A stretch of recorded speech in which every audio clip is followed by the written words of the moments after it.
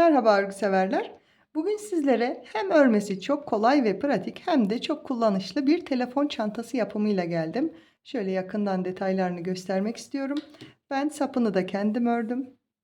İsterseniz hazır zincir saplar da kullanarak yapabilirsiniz tabii ki. Bir tane çıt çıt diktim bu şekilde.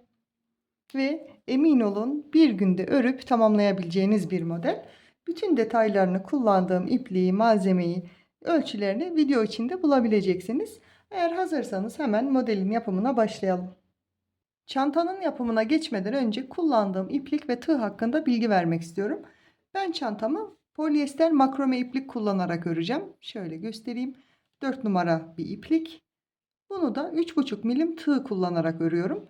Tabi sizin eliniz sıkıdır, gevşektir. Ona göre tığ numaranızı ayarlayabilirsiniz. Çantamı örmeye zincir çekerek başlıyorum. Bu şekilde tığımı ipin etrafında döndürüp ilmeği geçirip kilitledim. 18 tane zincir çekiyorum. Çok sıkı yapmamaya dikkat edin. Çok gevşek de olmasın. 18 zincir çektikten sonra 2 tane zincir daha çekiyorum. Bu benim dönüş zincirim olacak. Tığıma ipimi doladım. Tekli trabzan olarak devam edeceğim. Bu son çektiğim 2 tane zinciri atlıyorum. 3. zincire batıp tek seferde kapatıyorum. Tekli trabzan ya da yalancı trabzan da deniyor buna. Tekrar tığıma ipimi doladım. Pardon. Bir sonraki zincire batıp hepsini tek seferde kapatıyorum. Bu şekilde toplam 18 tane tekli trabzan olarak örüyorum.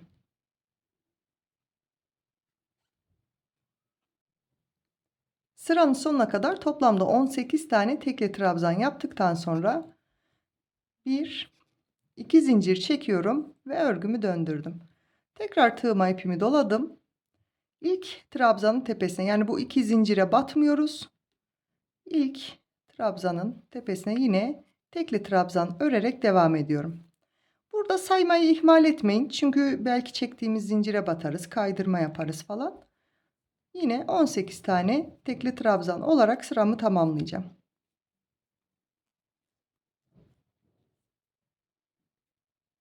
17 tane ördüm. Sonuncuyu da gördüğünüz gibi buraya batıp sıramı tamamlıyorum. Yine dönerken 2 zincir çekip örgümü döndürdüm. Tığıma ipimi doladım. İlk trabzanın tepesine aynı şekilde devam ediyorum. Çantanın bu kısmında yapacağımız daha başka hiçbir işlem yok. Ben hemen diğer ördüğüm parçada göstermek istiyorum.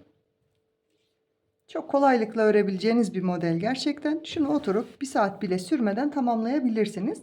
Tekli trabzanlar örerek böyle uzunca bir parça hazırladım. Hemen size ölçüsünü vermek istiyorum. Genişliği 10-10,5 santim. Uzunluğu 35,5 santim olmuş. Ama tabii sizin kullandığınız ipliğe, tığa göre değişir bu. Sıra sayısı vermiyorum. Çünkü hani dediğim gibi iplik ve tığ çok fark eder. Herkesin el ayarı farklı olduğu için. Bunu nasıl hesapladım? Telefonumu şu şekilde koyuyorum. İkiye katladığımda telefonumun ölçüsünde olacak. Bu şekilde. Siz de o şekilde ayarlayabilirsiniz. Biraz genişliği birer parmak kenarlardan var ve bu şekilde kapatıyor. Şimdi ne yapacağız? Bu şekilde hazırladıktan sonra çantanın gövdesini, kapak kısmını öreceğiz. Bunu da hemen 2 zincir çekerek başlıyorum. Örgümü döndürdüm. Yine ilk ilmeğim tekli trabzan. Tığıma ipimi doladım. Hemen ilk ilmeğin içine batıp kapattım. Yanındaki ilmeğe tığıma ip almadan batıyorum. Kaydırma olarak kapattım. Bir sonrakine yine tekli trabzan, yanındakine kaydırma ilmeği. Bu şekilde sıranın sonuna kadar bir tane tekli trabzan, bir tane kaydırma olarak devam edeceğim. Toplamda yine 18 tane ilmeğimiz olmuş olacak.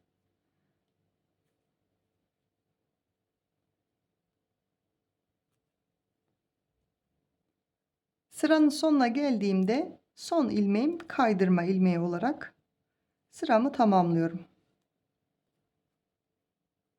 2 zincir ve yine örgümü döndürdüm. Şöyle ilk sırayı tamamladığımızda da bu şekilde görünüyor. İlk ilmeğim her zaman tekli trabzan. Bir alt sırada kaydırma ilmeğimiz vardı. Onun üzerine denk gelecek şekilde tekli trabzan örüyorum. Hemen yanındaki ilmeğe de kaydırma yapıyorum.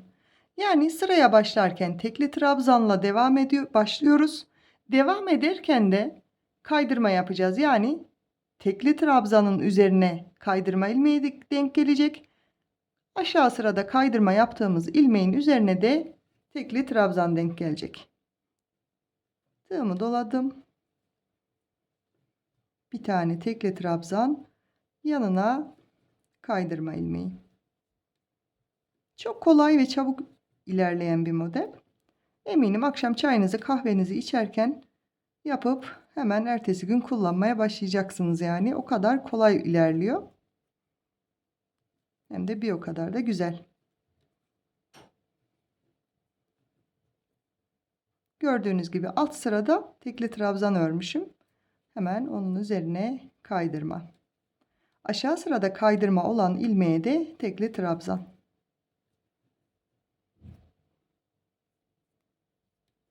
Bu şekilde sıramı tamamlayacağım. Ve bir sonraki sıraya yine birlikte başlayacağız. Kapak kısmında da aslında model kendini tekrar ediyor bu şekilde. Son olarak yine kaydırmayla sıramı tamamladım. 2 zincir çektim ve örgümü döndürüyorum. Birkaç sıra daha ilerlediğinde model kendini daha net belli edecek. Yine ne yaptık? Önceki sırayı bitirirken son ilmeğimiz kaydırma ilmeğiydi. Bu sıraya da başlarken yine tekli trabzanla başlıyoruz. Tığma ipimi doladım ve tekli trabzan. Yanındaki ilmeğe de kaydırma yapıyorum. Kapak boyunu tamamlayana kadar bu şekilde bir tane tekli trabzan, bir tane kaydırma ilmeği olacak şekilde biraz yapalım. Sonra çantanın diğer aşamalarını yine birlikte devam edelim. Ben kapağını da toplamda 2, 4, 6, 8 sıra ördüm. Hemen ölçüsünü de vereyim. 8 sırada benim elimle ve ipimle toplamda 8 santim olmuş. Tabii bunu istediğiniz ölçüye göre ayarlayabilirsiniz. Artık çantamızın büyük bir kısmını tamamlamış olduk. Şu şekilde katlayıp böyle şekil vereceğiz. Öncesinde bir sıra sık iğne gideceğiz etrafına. Son olarak bir tane zincir çekmiştim. Şöyle döndürüyorum. İlk hemen buradaki noktaya batıp sık iğne ördüm. Hemen yanındaki ilmeğin denk geldiği yere de sık iğne örüyorum. Yani örgü parçam boyunca bütün çevresini sık iğnelerle geçeceğim. Her sıraya bir tane sık iğne yapıyorum.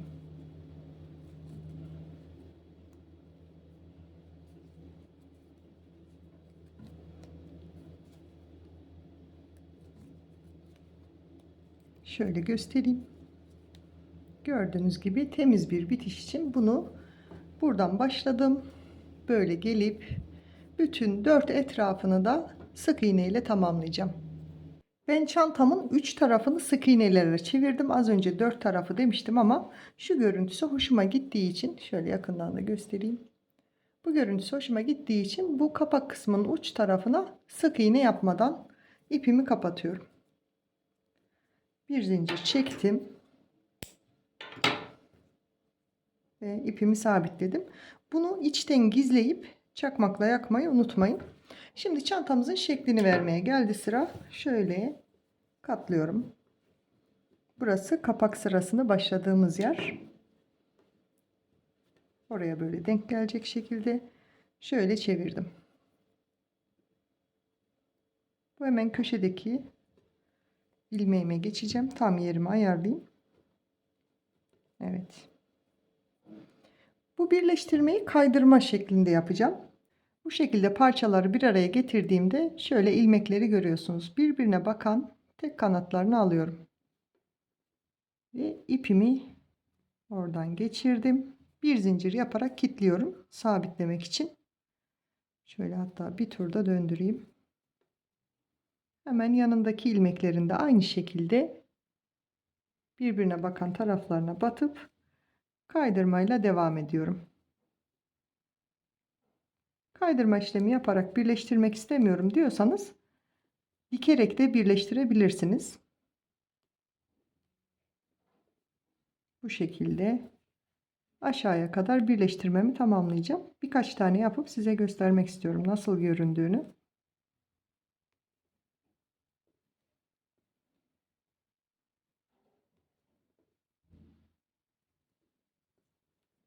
Şöyle bakalım. Bu ipi de yine içeride iğne yardımıyla gizleyebilirsiniz. Tığ yardımıyla da görüntüsü bu şekilde oluyor. Buradan zincir şeklinde devam etmiş gibi. Birleştirmemizi de bu şekilde hem bu tarafta yapalım. İpi koparıp tekrar buradan başlayıp iki tarafını da birleştirdikten sonra diğer aşamaları yine birlikte devam edelim. Ben çantanın sapı için bu şekilde aparatlar kullanacağım ama siz aparat kullanmak istemezseniz çantanın kendisine de aynı şekilde örüp tamamlayabilirsiniz. Hemen başlayalım çanta sapını yapmaya. Buradaki boşluğun içinden ipimi geçirip bir zincirle kapatıyorum. Aynı noktaya iki tane sık iğne örüp devam edeceğim. 1 2 ve ilmeğimi biraz hafif şöyle yükseltiyorum ve örgümü döndürdüm. Buradaki ilk sık iğnenin tepesine batıp aynı şekilde ördüm. Tekrar döndürdüm. Burada ilmeğin iki tanesini alacağız. Şöyle iki kanadına batıp sık iğne olarak kapattım. Tekrar döndürüyorum. Gördüğünüz gibi burada iki tane kanadı var ilmeğimizin. Her ikisini de alıp sık iğne ile kapatıyorum. Çantanın sapını bu şekilde döne döne istediğimiz uzunluğa gelene kadar öreceğiz.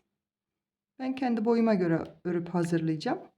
Siz de kendi boyunuza göre örüp ölçerek tamamlayabilirsiniz.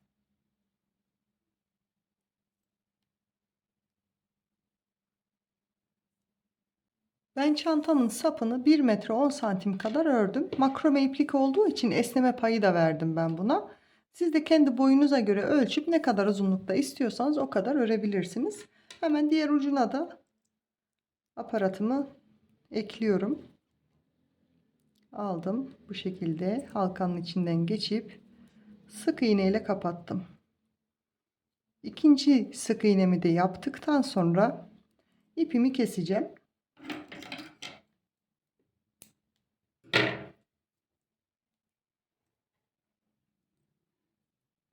Hani dönüşlerde bu iki tane ilmeğin içinden geçiyorduk ya. Buradan da ipimi aynı şekilde geçiriyorum. Bu şekilde gördüğünüz gibi düzgün bir bitişi oldu. Yine bu ipi birkaç ilmeğin arasından geçirdikten sonra çakmakla yakacağım ki polyester olduğu için atma yapmasın. Siz de o şekilde geçirip ilmeklerinizi gizledikten sonra çakmakla yakmayı unutmayın. Evet arkadaşlar, çantamın sapını da taktıktan sonra tamamlanmış oldu. Gördüğünüz gibi şöyle detaylıca yakından göstereyim. Modeli, dokusu, duruşu çok güzel ve kullanışlı oldu. Kombinlerinize göre istediğiniz renkte örüp kullanabilirsiniz. Benim çanta hakkında anlatacaklarım bu kadardı. Eğer videomu buraya kadar izlediyseniz beğeni ve yorum bırakmayı unutmayın. Kanalıma abone değilseniz abone olup bildirimleri açarsanız yeni videolardan ilk siz haberdar olursunuz. Yeni videolarda görüşmek üzere. Hoşça kalın.